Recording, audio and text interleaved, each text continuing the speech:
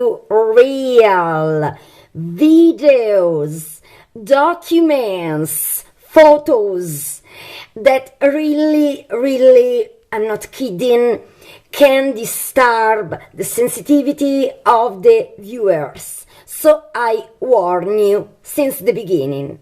And now I immediately start with the most evilish serial killer, Bloody Nun of the history. The Nun sister Mariam Soulakiotis, and then you will know her with all her several many other names. I say sister, but in a brief time she became abbess. I immediately start. The woman on screen holds true stories like you wouldn't believe. She's been dubbed the most evil woman in the history of mankind. With both the appearance and profession of a full-time abbess, Mariam Soulakiotis deceived everyone around her for decades. Her main reasons? Money and power. By the end of her reign, Mariam Soulakiotis would be arrested and known as the Nun serial killer. This is no horror movie script. This is unfortunately a very real story. And now I immediately go to the rapid ascent of Mariam Soulakiotis. I immediately go.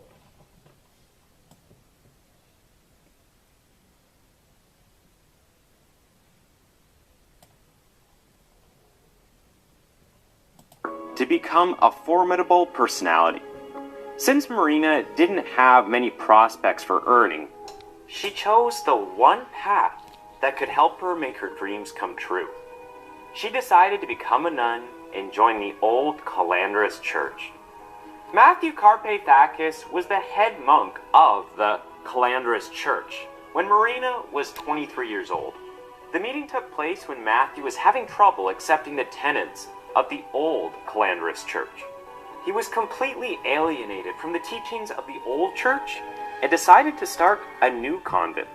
As luck would have it, Marina joined Matthew when he started his sect called the New Calandrous Church, and Marina Soulakiotis became Mariam Soulakiotis. Made by Matthew at the unveiling of the monastery was to honor the presentation of the Virgin Mary. However, the true reason for building the monastery was to gather funds desperately needed to support the old Calandrous movement. Both Miriam and Matthew were tactful in hiding their true intentions when they started this new convent. They were the face of honesty, integrity, and faith for the very people who were innocent enough to believe in them. Faith was indeed the driving force for the believers of the Calandrous movement. Of course, the movement would have continued to thrive if its proponents were as devoted as they seemed to be. Things might not have taken such a dark turn if Miriam had the same faith as those around her. She would not have resorted to violence, extortion, and outright blackmail if she held on to her own faith. Building a monastery in Pine was advertised as a healing center for tuberculosis, or TB. The monastery was built at a high altitude, and since there wasn't a cure for TB at the time, people who did not have the means to get medical treatment came to the monastery as a safe haven. People started to come to the monastery in throngs so they could heal themselves, and Mariam welcomed them with pleasure. Although there was no particular medical facility available at the monastery, people were excited to venture into the fold of this new sect. Mariam would settle multiple patients into a single room. She would not let any doctors visit the patients unless they had to sign a death certificate. This negligent practice would have gone unnoticed if Mariam had not started another gruesome practice at her monastery. Meanwhile, Mariam was enjoying the spotlight of the new Calandrus church. Archbishop Matthew was already aging when the monastery was built, reaching the age of 66, while Mariam was in the prime of her youth. She saw how Matthew ran the activities of These the monastery. are all real videos, I want to stress. Matthew was taken to prison. After he came back, he continued on a spiritual journey as a Hyro monk. He would do 40-day fasts and stay in isolation to get close to God. While Matthew was going through his spiritual journey with heavy metal chains tied around his waist, his apprentice decided to put others under dress.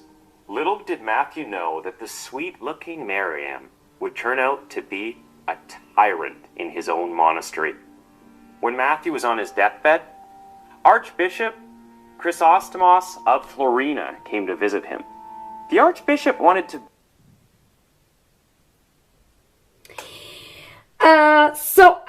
I explain you briefly what happened, because then I will immediately go to the horrifying murders of Abbess Mariam Soluchiotis.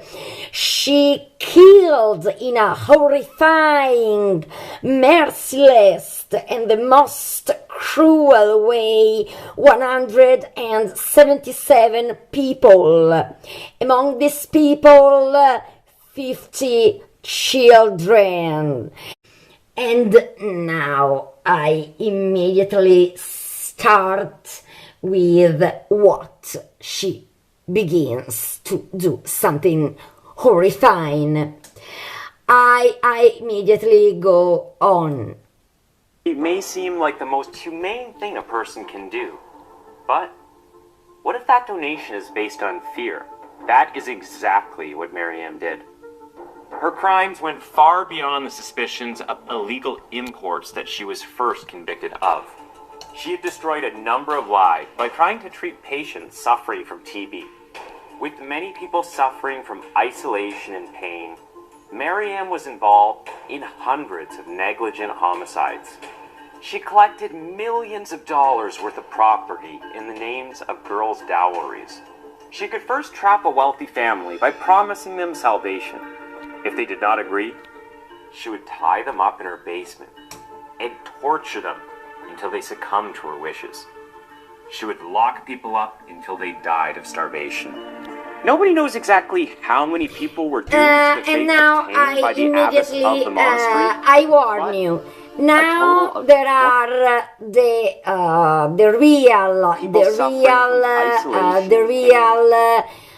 photos of some victims horribly murdered. So be very, very strong. These are real photos, like the videos, photos and documents I've just shown you right now. So be strong. These are real corpses. I go. And torture them until they succumbed to her wishes. She would lock people up until they died of starvation. Nobody knows exactly how many people were doomed to the fate obtained by the abbess of the monastery, but a total of 27 murders were estimated by the Greek police. Mr. and Mrs. Becca were devout followers of the Calandrus.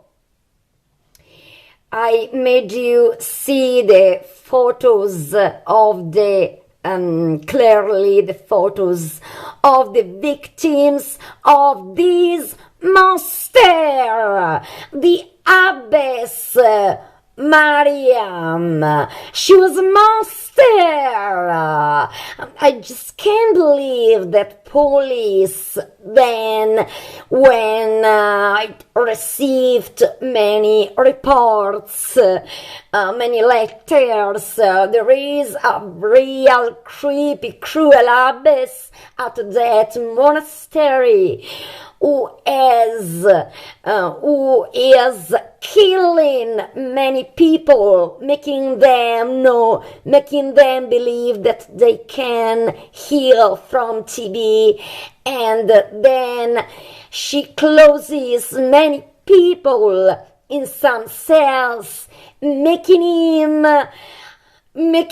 die from hungriness, and tortures, incredible tortures. So, to receive a diagnosis of TB, it was a sentence to death. There were only light cures, but there wasn't any possibility to survive tuberculosis. And so what happened? Overjoyed. When she arrived at the monastery, she was expecting some type of spiritual treatment. She was horrified when the nuns took her to a cell and left her there. She wasn't given any medicines and was only fed a few tiny meals. Soon, Miss Michalakus began to get weaker. She suffered the same fate as many others under Miriam's ruthless supervision. She died alone and in agony, without a single loved one by her side. Not everyone living under Miriam's rule was happy with the way she conducted her business. Sister Theodote. This beautiful and very beautiful and graceful nun didn't agree with Abbess Mariam practices at all. And she wanted to denounce her, because not all the nuns were monsters, fortunately. And she was killed in a very brutal and fierce way. I go on. Dodet tried to speak out against the abbess's cruel method, but Miriam was not one to take this lightly. She accused Sister Theodote of misconduct and ordered that the nuns should be beaten as a punishment. The rest of the nuns had no choice but to follow the orders. They beat Sister Theodote until she suffered an internal hemorrhage.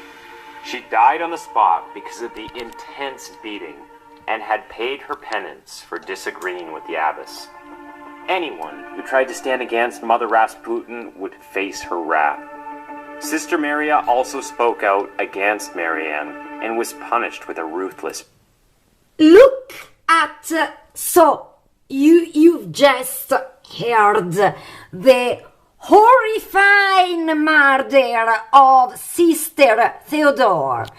And then another nun, Sister Maria, didn't agree at all with Mother Rasputin. And look how she was really beautiful. Speeding.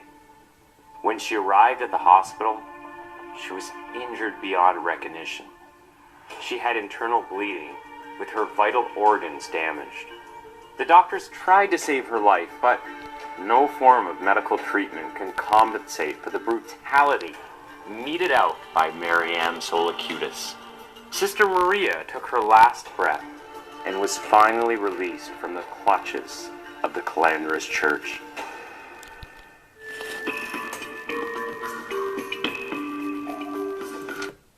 Have you seen how much beautiful was also Sister Maria? She looked like an actress, and she was fiercely beaten to death. All her vital organs completely destroyed, beaten also by the other nuns. So demonic Nun. Mariam Solokiatis was the most evilish and demonic Nun in the history of mankind as Nun. Really, really. And now I make you immediately see what the police didn't do anything, because every now and then people who disappeared, their families reported this to the Greek police, that there was this monastery, strange disappearances, and so on. And look, it's unacceptable.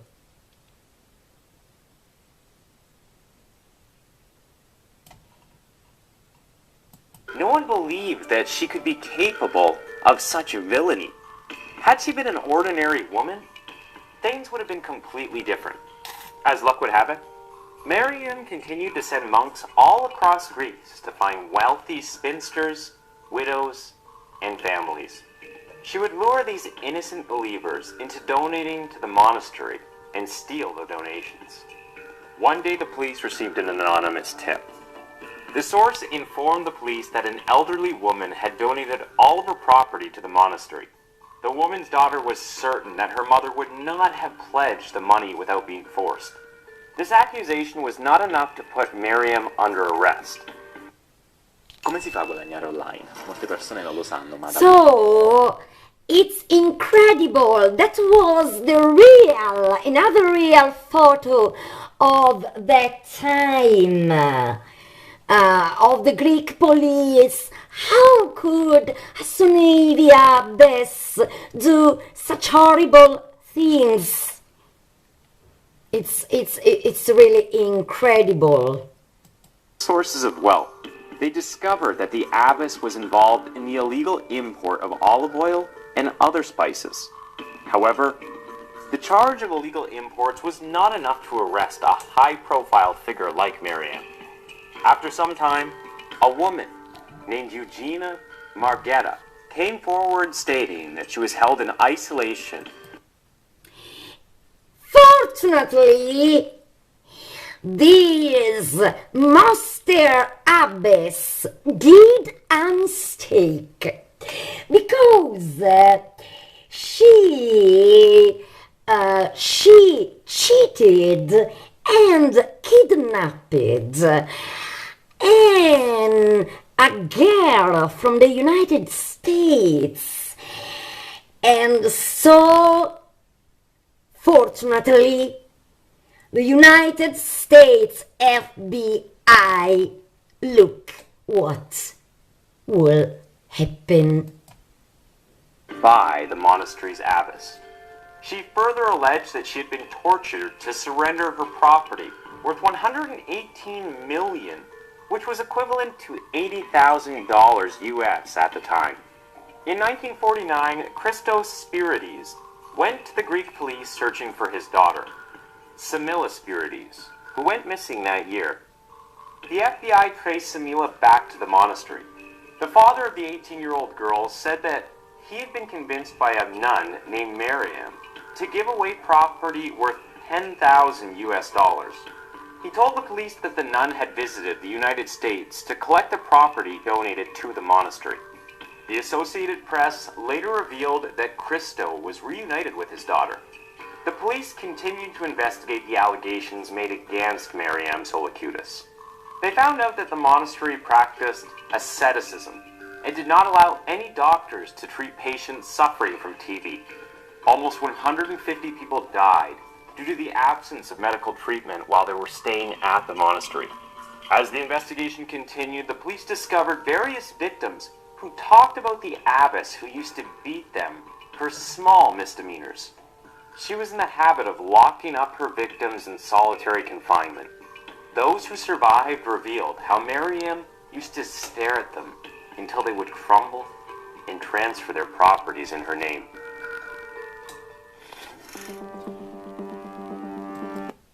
It was incredible that this abbess Nun, she cheated and killed for money, power. She was demonic. She killed also many children, deprived even of the usual medical cares. And now we go to her finally to her crimes. I immediately go. The news agency Reuters reported at the time of her arrest, Miriam had almost 300 homes and farms in her name. Moreover, she had collected gold and jewels worth thousands of pounds during her treacherous reign as Mother Rasputin. I immediately make you read what really all the richnesses she had get over and over decades when Greek police didn't do anything to stop her or to control better that monastery. And look how saint she was. I immediately make you read. Miriam had almost 300 homes and farms under her name.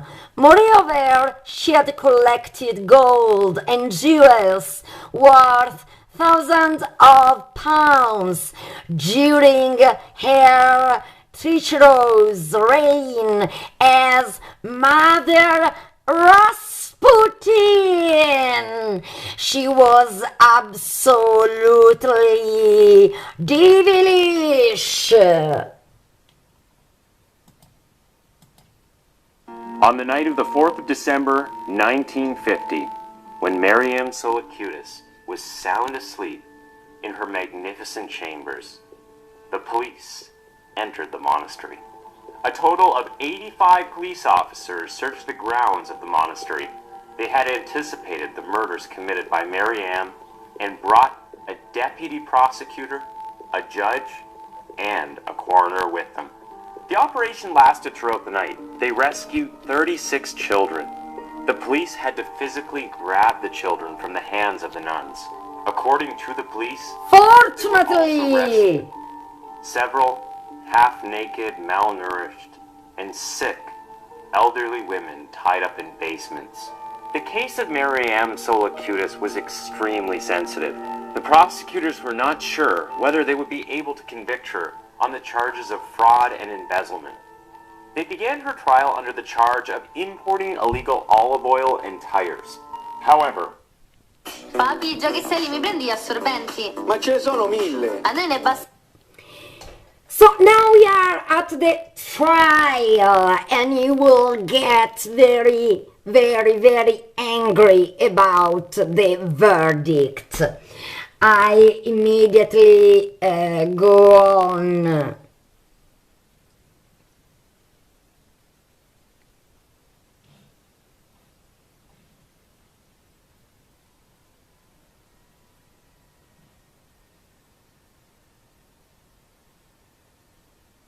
January 1951, the Archbishop Nun Valak of Athens and the Metropolitan Chrysostomos of Florina could not reconcile their differences. The old Calendarist church was dismantled, and Miriam could not use religion as an excuse for her heinous crimes.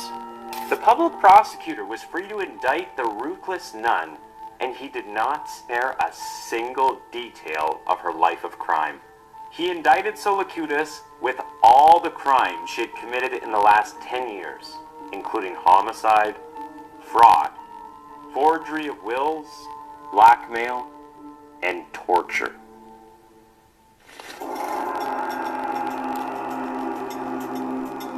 Solacutis continued to portray herself as a pious nun during her trials. She wore an Orthodox icon honoring the late Matthew, ordaining him with the name Saint Matthew, the new confessor. She rejected all charges against her, calling them satanic fictions. Maybe Miriam had convinced herself that everything she had done was in the name of religion. You could say that Miriam had brought back the Salem witch trials, where innocent people were hanged to death to let the church take over their property. She stood in the courtroom like a cold, heartless monster whose only aim was to satisfy her own greed. As she heard the charges brought against her, she would cross herself and make a prayer of vengeance to Saint Matthew. She knew that she did not have any defense, no matter what legal loophole she tried to use. The defense attorney said that people who came into the monastery would take a vow of property. They would hand over all of their property to the monastery of their own free will. He claimed that the property was transferred to Miriam's name because the monastery did not have a legal setup. The enormity of Miriam's crimes resulted in 3 separate trials.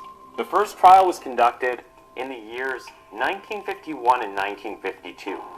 The second one continued into 1953, and the third and last trial was concluded a few months before her death. She was convicted for 26 months after her first trial, 10 years after the second trial, and 4 consecutive months in her last trial. Miriam's sentence in 1951 came as a shock to Matthewites all across Greece. They held a rally to liberate their leader from the clutches of the legal system. They demanded... And so, for different fears and so on, now I immediately go to the... She spent the last part of her life as isolated as her victims, but she did not suffer the same end. The total length of her sentence was 14 years, but she only spent a year or so in prison before she fell ill. She was rushed to the hospital where she died at the age of 71. And so then she died. I want to make you see. She spent only 1 year in prison because then she suddenly got ill and she died in a hospital at 71. And I want you to see, this is the photo of Mariam dead. This is, she died in a hospital. She was 71 years old. It's impossible to see this monster with the figure of Jesus Christ. This was. And then she had also a very great, a public, very great, this was an image from her funeral. People still were there saying that she was a saint, that she had been a very good nun. So only God,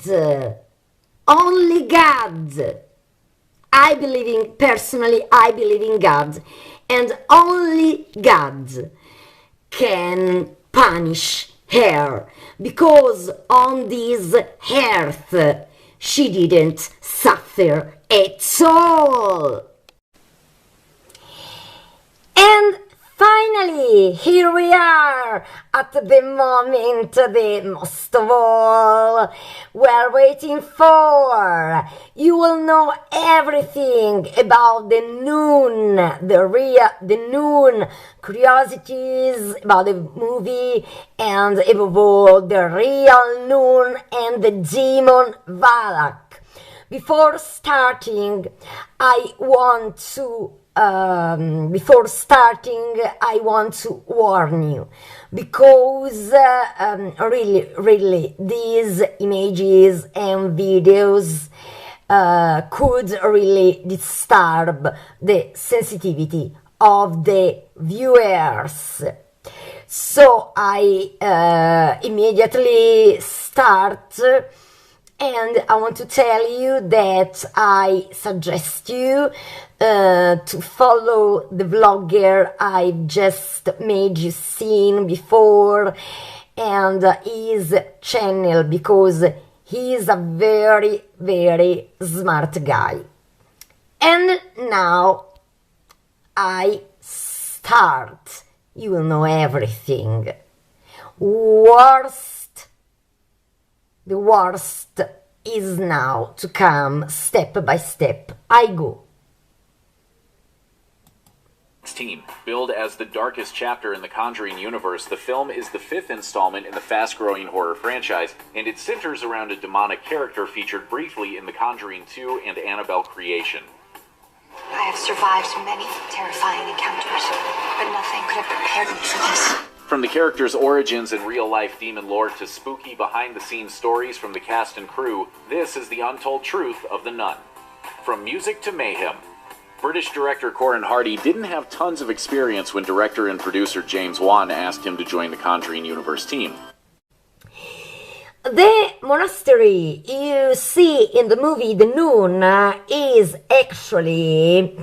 the shooting was divided between the castle of Corvino and the castle of Bethlehem in Romania. But the most scary scenes when Thaisa Farmiga, playing the role of Sister Irene, she is in the tunnels of the monastery. Instead, these scenes were shot in the military fortress of Mugnai in Romania, in the tunnels of this fortress. But what happened? It's incredible, because even those tunnels were completely haunted, and it was necessary to call a priest to bless with holy water that tunnel. Oh my God! So all those castles and even the fortress, the military fortress of Mugnai, was haunted too. And now, listen to what the director Corin Hardy reveals you. I immediately go.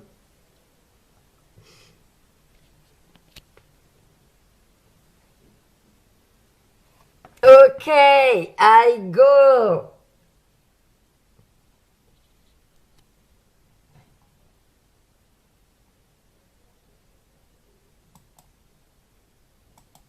But one person who really seems to believe in ghosts is Corin Hardy. In fact, he told Cinema Blend he saw 2 real ghosts while filming a scene in a Romanian fortress. So I go into the room, and as I went into the room, I see these 2 guys from the crew, you know, probably sound department, just sort of sitting a little further back in the dark. Hardy says he greeted the men and then sat with his back to them while getting a shot, but the real terror was yet to come. Half an hour later, he turned around. And there was just no one in the room. And there hadn't been anyone in there at all. There was nowhere they could have come out. We can only guess what happened next. Oh, have you heard Corin Hardy? He really met ghosts. And now I want to tell you more so that you can understand better. In the 17th century, there were grimoire books. As I explained you before, they were books about spells, magic, and also complete books of demonology. And they were very important, the Solomon key and the lesser key of Solomon. And this book, above all, the lesser key of Solomon, was a book of demonology, to summon demons and spirits, because into this book there were described how to summon them. There were 72 demons, and there had been summoned, and this was forbidden from the Catholic Church to reveal you this inconvenient truth, that King Solomon, they say, he shut into a bronze vase all these demons.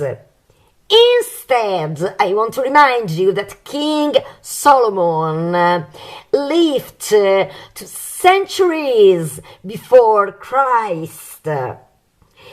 And Valak was the demon number 62, and he was defined comet.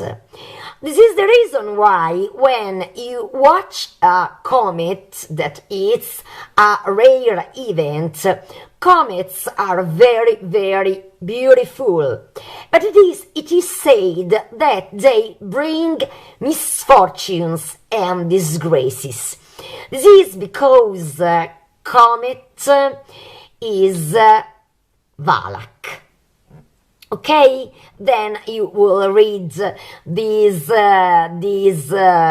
books forbidden by the Catholic Church and many others. So I can make you see almost all the pages of these forbidden books. And so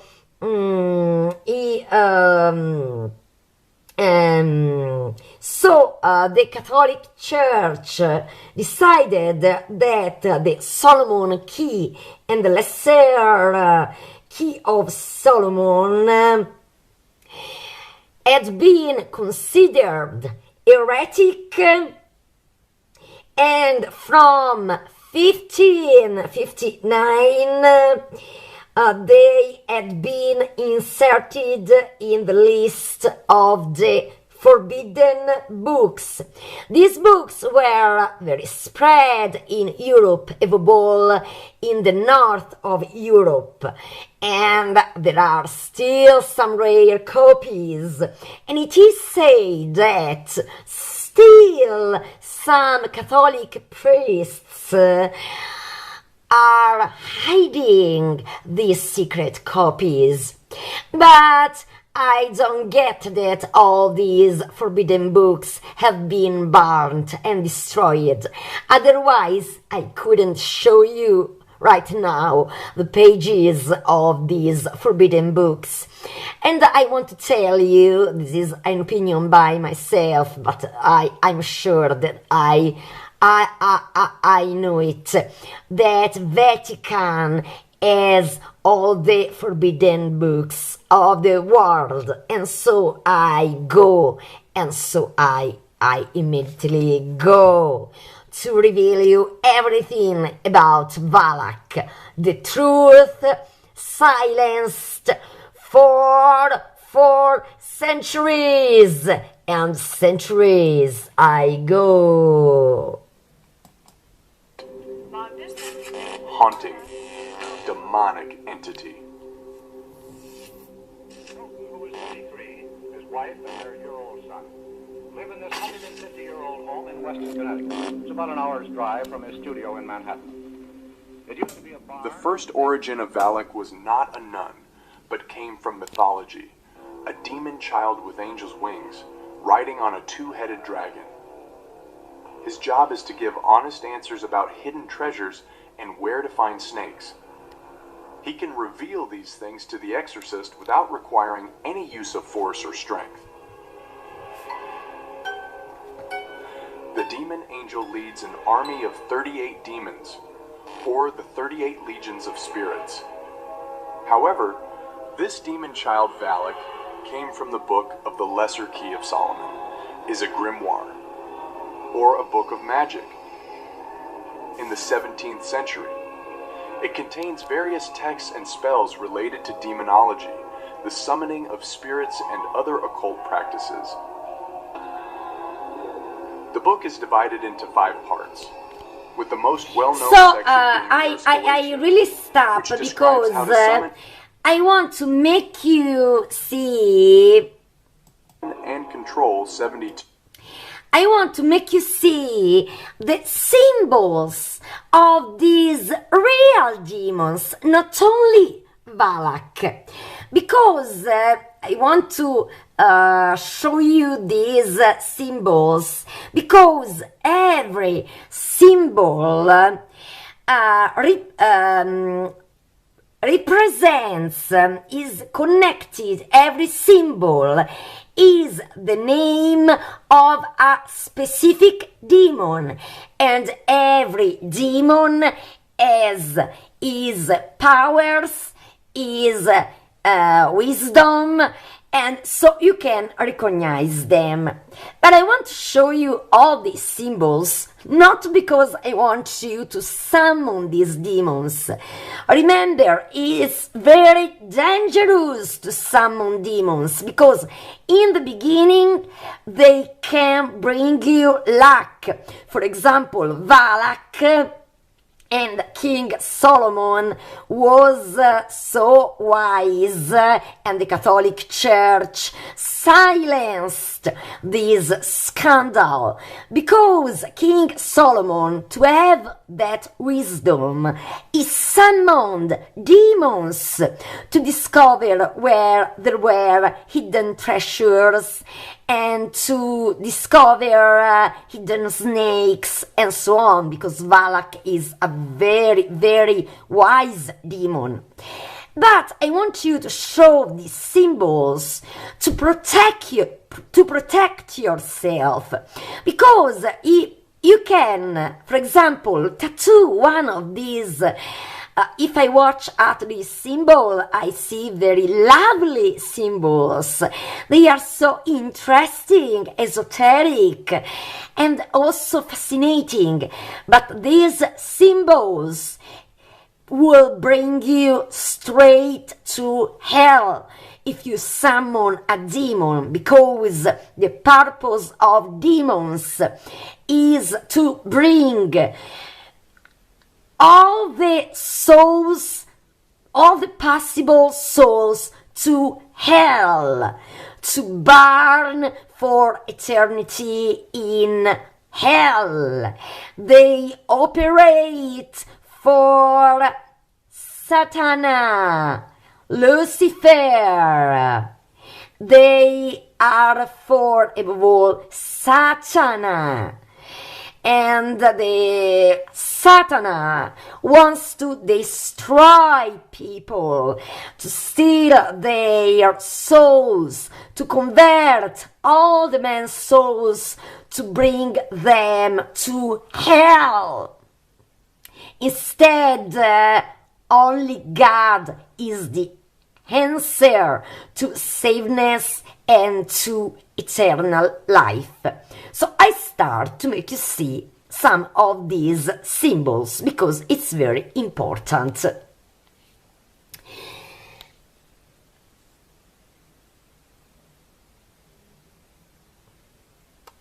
you look at them, the appearance is good. I say, such a lovely symbols. Maybe I can tattoo one of them. No. If you watch, be pay attention to these very dangerous symbols.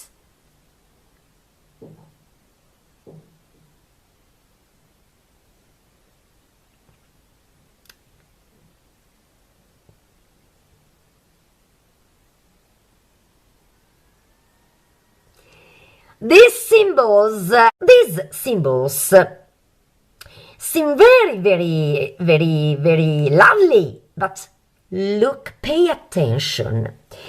These crosses, many people can tell you there are crosses. Look, be careful. These crosses are also in reverse. And remember, when you see crosses in reverse, it's of course a satanic symbol. Not good at all. Because remember that the devil is the father of lies and every crime. So pay attention, all these crosses are in reverse. This doesn't mean that the Catholic Church had to ban these books. No, they did very wrong, because these books of demonology also are necessary to recognize evil, because if you ban these books, you don't do the good of your believers, but you push them more in the hands of the devil. And I go on. Solomon has been influential in the Western occult tradition and has been referenced and adapted by various practitioners of the occult and ceremonial magic. This was King Solomon. I go. That purports to be a first-person account of King Solomon, encounters with various demons and his use of their abilities to construct the first temple in Jerusalem. It is essentially a grimoire, a book of magic spells and rituals, where Solomon is portrayed as a skilled magician who can command and control these demons to carry out his bidding. The primary content of the Testament of Solomon revolves around Solomon's interactions with 72 different demons, each of which is associated with a specific seal or sigil and has unique abilities. Solomon uses his wisdom and knowledge of magic, as well as a magical ring that was given by the Archangel Michael, to summon and bind these demons, and he trapped them. One of those 72 demons was Valak, the child angel with two-headed dragons. So I want you to see better these images, because these are all real demons.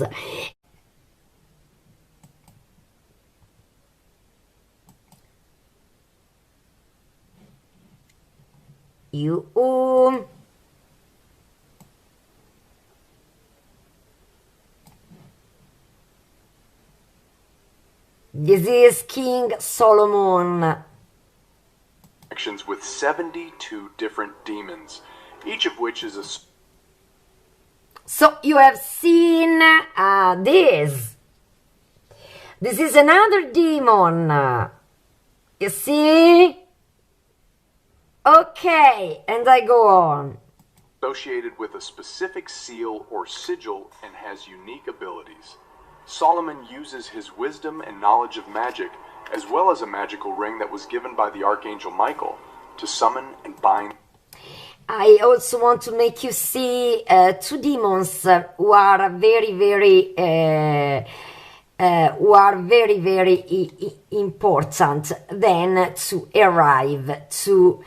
This is Valak, okay? Of course, this is Valak. So you can tell me the aspect of Valak in the books of demonology is very different from the Nun. Then I will reveal you instead there is also the Nun. Go. And has unique ability.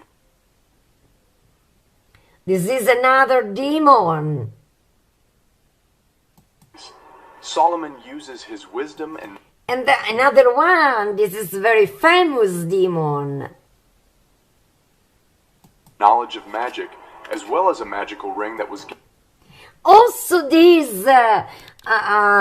If I look at this demon, I say, oh my God, this all has very long legs. Instead, it's a demon. Given by the Archangel Michael to summon and bind these demons, and he trapped them. One of those 72 demons was Valak, the child angel with two-headed dragons. He compels them to help him in various tasks, including the construction of the Jerusalem temple and the acquisition of vast wealth and wisdom.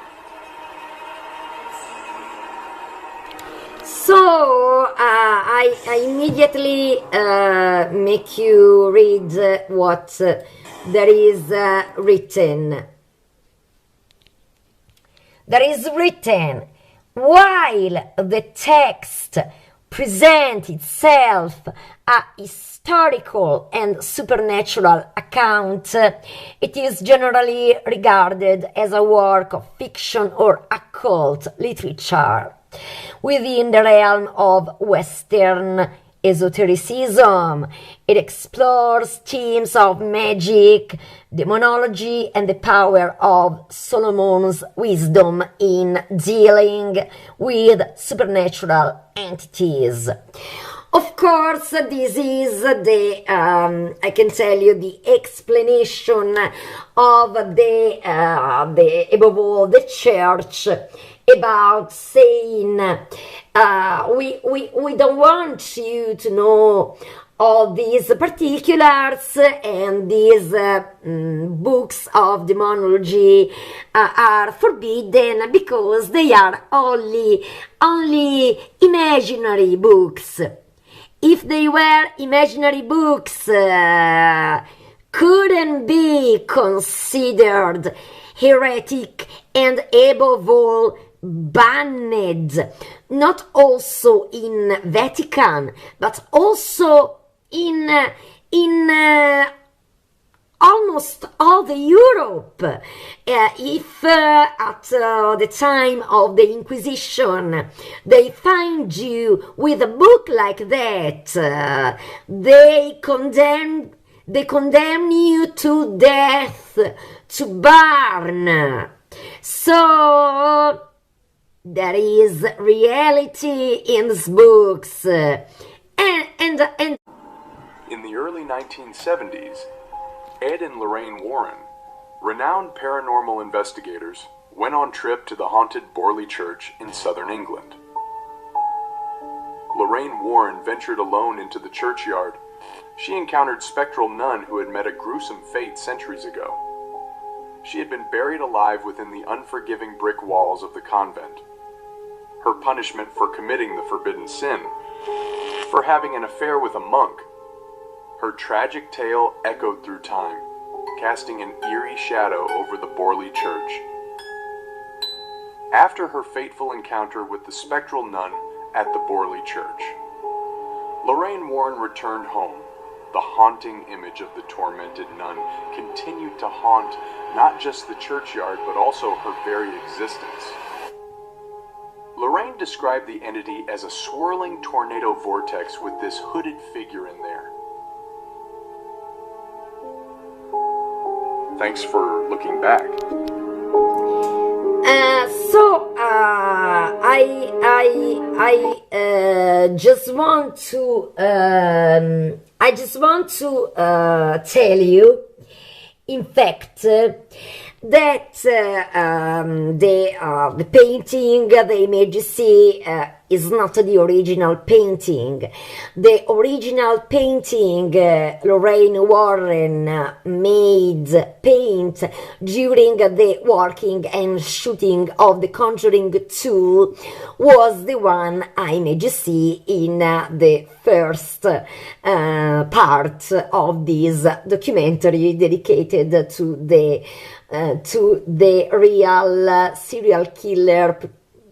real serial killer perverted nuns. Here we are. This is another aspect of Valak, and this is in the very rare books of demonology. So it's not only a child with angel wings, and this is Valak. I go on, be strong. Part Malthus from the Annabelle spin-offs, Valak is based on a mythological deity from the Lesser Key of Solomon, a series of grimoires on demonology. It's divided into 5 books, one of which is called Ars Goetia, a textbook guide to conjuring demons. In Annabelle, Ars Goetia was replaced with this textbook called The Devil's Welcome. But to learn about Valak, we need to turn the clock back even further and look into the pages of these mysterious texts found in a tomb just outside the Abbey of St. Carta.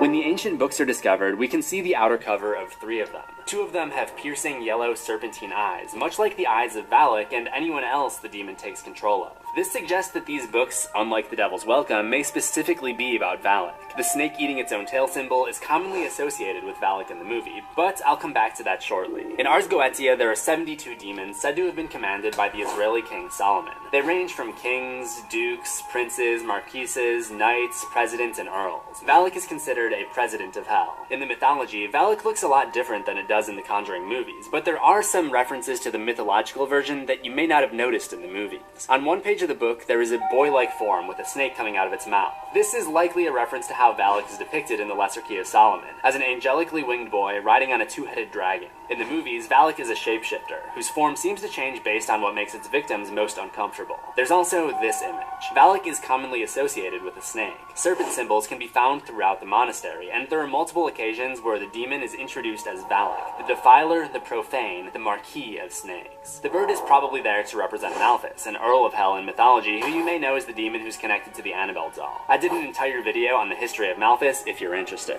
That would also leave the question of who these other 2 horned demons are. Perhaps other villains that we'll meet in future Conjuring movies. On another page, you'll see a more familiar site, the nun form of Valak, which seems to be its favorite front to use, but this is a creepy, very, very creepy discovery. That's what I've discovered. I really remained completely shocked. Because, I look at this page, I see the serpent, then, in this other page of a forbidden book, Valak as this aspect. I was really shocked, really shocked when I discovered the page of this book of demonology of the Middle Ages. So, this is the explanation. This is the reason why Lorraine Warren saw Valak, because Valak is the same demon who possessed Annabelle, and Annabelle is still closed. Otherwise, she's still dangerous. And when the Museum of Occult by the Warren was still open, once a month a priest went there to bless with holy water Annabelle, closed in a seal security place, also with a key. And this is also the symbol of Valak. So, Valak was the same demon who possessed the house in the case of Amityville, and the Warren investigated and liberated Amityville, and he's the same demon in the case of poltergeists. So the Warren, especially Lorraine, had extraordinary powers. She was an extraordinary psychic and demonologist. So she immediately recognized Valak. This is the reason why when there was the shooting of The Conjuring 2, she told James Wan, I want to paint the real aspect of Valak I saw in the church of Borley in the south of England in 1970. And look, I make you see more knitted. The nun form of Valak, which seems to be its favorite form to use, but there may be a reason that we see the nun form so often. On the side, you'll notice another picture of a snake eating its own tail. This is known as... So, I make you see now more knitted. More knitted. Oh my God. Oh my God. On the history of Malthus, if you're interested. That would also leave the question of who these other two horned demons are. Perhaps other villains that we'll meet in future Conjuring movies. On another page, you'll see a more familiar sight, the nun form of Valak, which seems to be its favorite form to use, but there may be a reason that we see the nun form so often. On the side... Here we are! I immediately make you see the book more knitted and absolutely more knitted. The Nun! And this was a book of the Middle Ages. No medias, no social, not even TVs, not even cinemas. This was painted in a book of the Middle Ages. So Lorraine Warren wasn't a charlatan at all, as I explained you in my documentaries dedicated to the couple Warren, to the case of The Conjuring, Chapter 3, The Devil Made Me Do It, the famous real case of Arnie Johnson. But they were the most powerful experts of occultism. They were experts in exorcisms, and also the stronger ones, especially Lorraine, one of the stronger ones in psychic and demonologist. Look, this is in the book of demonologies of the Middle Ages. This is Valak, with the aspect of the Nun we watch at the cinema or in TV or in DVD. Now, and in the few past years, when the Nun movie, the first movie was released on June 2016. I'm absolutely shocked. So Lorraine Warren made paint. Valak! And the nun walled alive in the church of Borley. Even if that church was haunted, because there was also the ghost of a decapitated monk, probably the secret lover of the nun walled alive. This was Valak! Valak!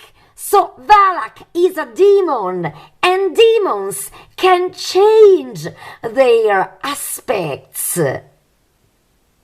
They can change their aspects. So even if he was figured like a little baby with angel wings riding on a two-headed dragon, it doesn't mean that Valak can have this aspect too, because this is Valak in this forbidden book, and there is his symbol.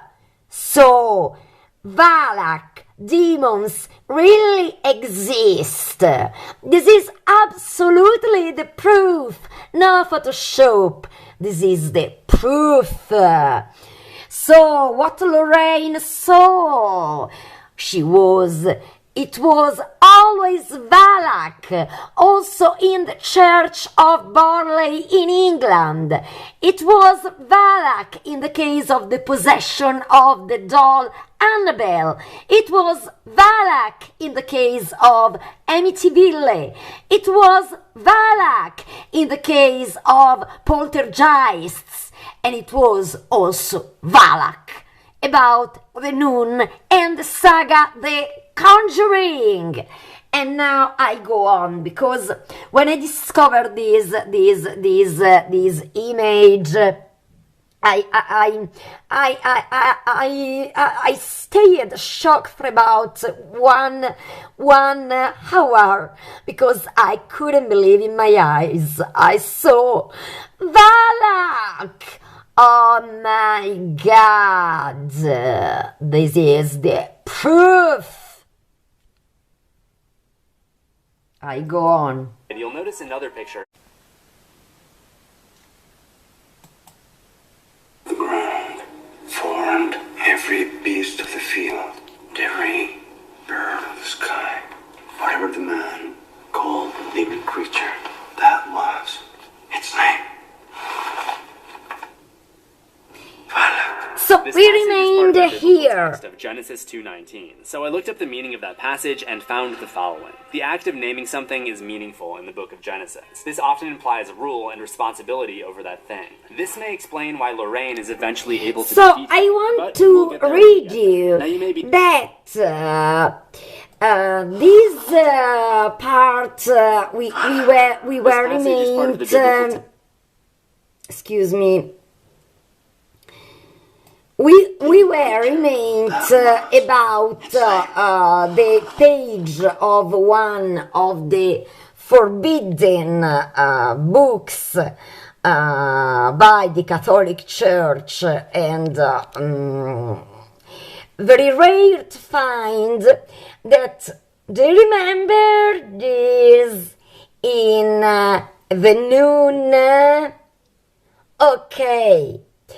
There is also a passage about that, and about the demon and whatever the man called a living creature. That was its name. Even in the Holy Bible, in particular in the book of Genesis, and I am immediately going to show you that piece from the book of the Genesis.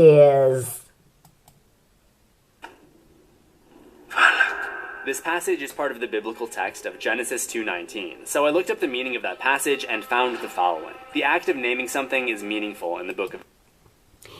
And now I read you the passage from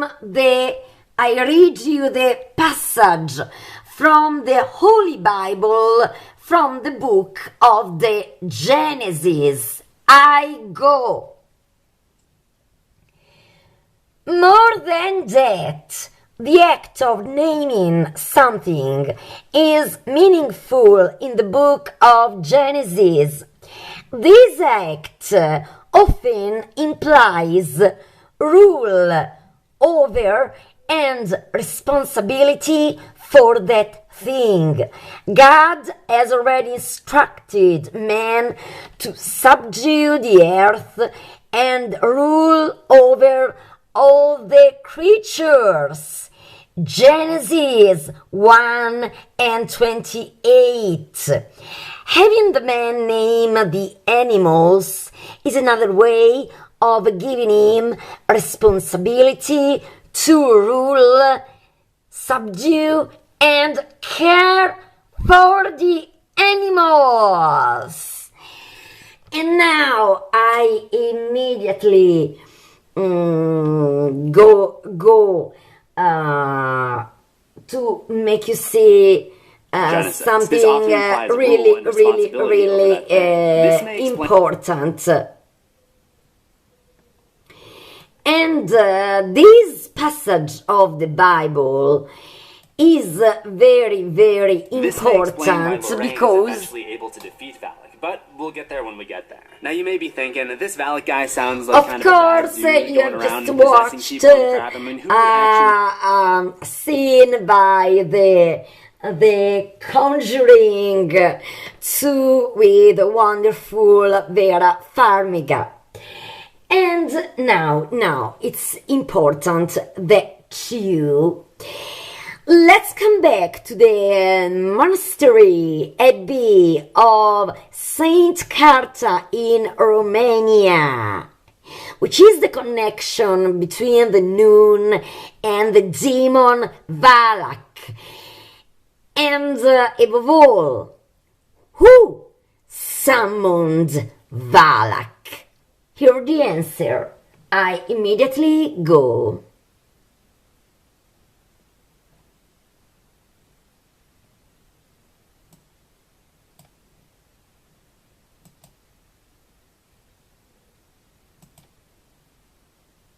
Of Ars Goetia, it describes the benefits of calling upon this malevolent force. He perfectly locates hidden treasure and finds where serpents may be hiding, which he delivers onto the hands of the conjurer. Valak is void of any force or strength, but has dominion over 30 legions of devils. If this holds true for the Conjuring version of Valak, it explains why the Duke of St. Carta built this fortress and tried so hard to summon Valak there. He was driven by the allure of power and riches. The book also associates a sigil, or a symbol considered to have magical power, to each of the 72 demons. If you've seen Hereditary, you may recognize the necklace as an example. I also show you which is the symbol of Valak. The sigil. But upon closer inspection, the outer ring is formed by a double Ouroboros. This image can be seen in one of the other books, next to a more traditional demonic form resembling a gargoyle. I've always assumed that this is Valak's true form, because it's also seen labeled as Valak on another page, and it seems to be the form used when Valak enters and eventually exits our world. That brings me back to the summoning ritual, which, as I mentioned, was thwarted by the church. They took over the castle and converted it into the abbey. The place was fully surrounded by crosses to keep the evil contained, and nuns prayed there continuously, working in shifts so that the place was constantly being blessed. Earlier, I called Valak the main boss of the Conjuring franchise, and this is why. Malthus from the Annabelle movies is considered one of the most powerful supernatural entities, but in order to keep it contained, the Warrens have a priest come twice a month to bless the room. To keep Valak contained, however, several nuns have to... So, as you've just understood, it was the Duke of Saint... It was the Duke of Saint Carta to build that monastery, to have the power to summon Valak. Have you understood?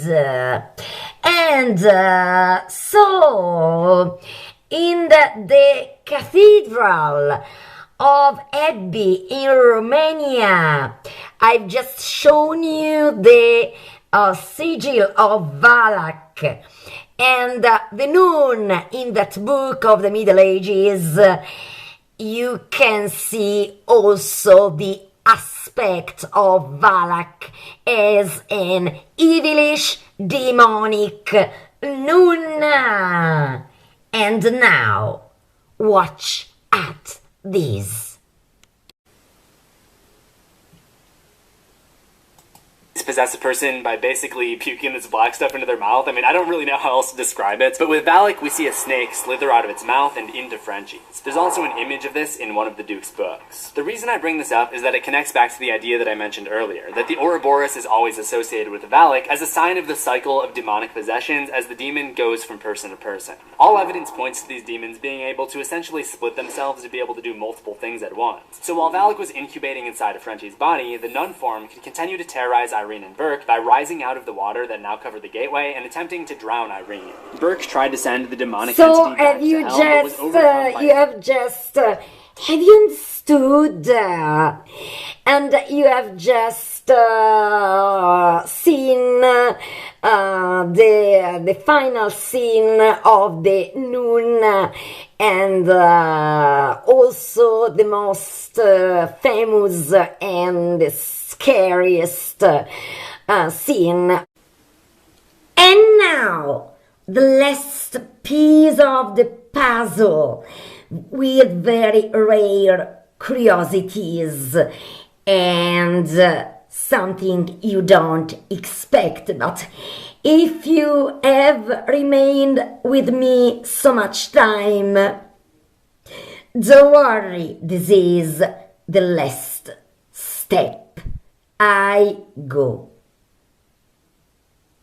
Well, that's Hollywood. So who or what is Valak really, and does it truly take the form of an evil, demonic nun? Valak is a demon described in a number of Goetic grimoires, including the Lesser Key of Solomon and Johann Weyer's Pseudomonarchia Daemonum, as a winged boy riding a two-headed dragon, who has the power to give true answers of hidden treasures, has dominion over 30 legions of devils, and is considered a great president of hell. This is quite different from the nun seen in the Conjuring universe. So you have already... The Goetic grimoires are textbooks of magic dating many centuries back that include the conjuring of demons, specifically ones summoned by King Solomon, among other practices such as invoking aerial spirits. The Lesser Key of Solomon, which also contains a description of Valak and includes an evocation of 72 demons, was edited by Aleister Crowley in 1904 as the Book of Goetia of Solomon the King. So, I just discovered that also Aleister Crowley inspired by these grimoire books, about these grimoire books, and also inspired by the demon Valak. I think that everybody knows who Aleister Crowley was. I can tell you that Aleister Crowley was very, very intelligent, but his intelligence was devoted to evil. So, I can tell you that I love metal, very heavy metal music, extreme metal music, but I absolutely tell you that Aleister Crowley was not only a controversial, but also a very negative person. So don't get inspired by a character like Aleister Crowley, because he wasn't somebody to admire or to imitate, because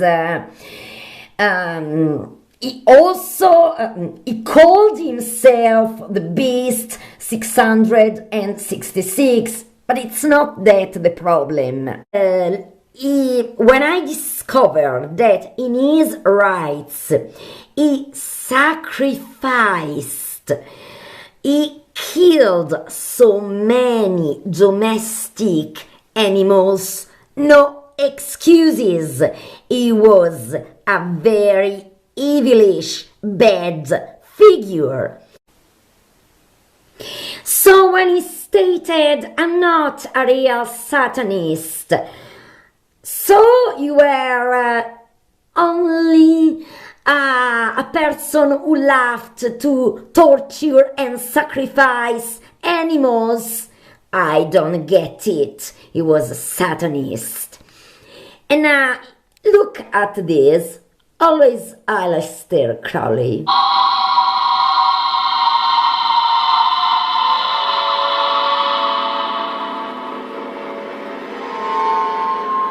In the Egypt Valak period. is considered one of the Apocomisti, an older and stronger demon who only answers to a handful of other Apocomisti.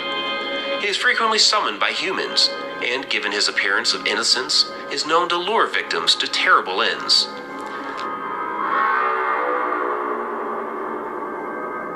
Legends, which may be rooted in truth, such as the Pied Piper of Hamelin, are attributed to the work of Valak by some, as is the 1212 Children's Crusades to the Holy Land. According to the 1863 Dictionnaire Infernal, Valak also tells of the positions of the planets and where to find Serpentia Daemonum in 1583, and is believed to have been transcribed from earlier texts. It states, Valak is a great president, and cometh abroad with angel's wings like a boy, riding on a two-headed dragon. He perfectly answereth of treasure hidden, and where serpents may be seen, which he delivereth into the conjurer's hands, void of any force or strength, and hath dominion over 30 legions of devils.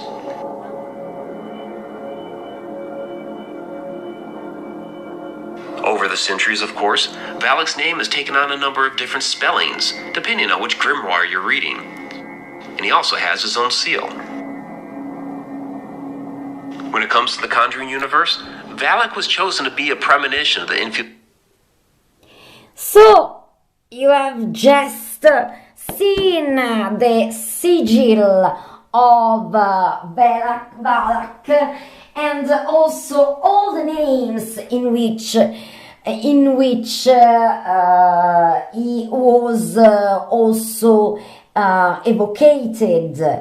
For example, I tell you something really I think really funny about the fact that there is a legend or that Aleister Crowley evocated Valak on the lake of Loch Ness. So in 1910, Nessie was created by Aleister Crowley as the Beast.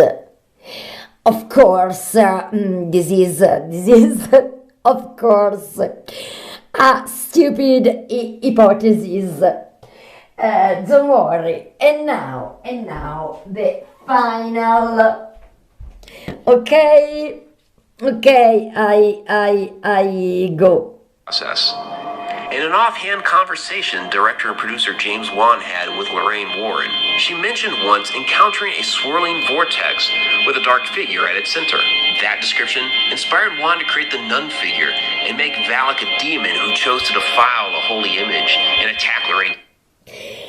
And then also this vlogger talks about what I've just told you, that of course then Lorraine Warren made paint what she saw in the church of Borley, and that Nun had absolutely the aspect of Valak. So, thank you so much for having been here with me. Thank you so much from the bottom of my heart. See you soon. Stay tuned.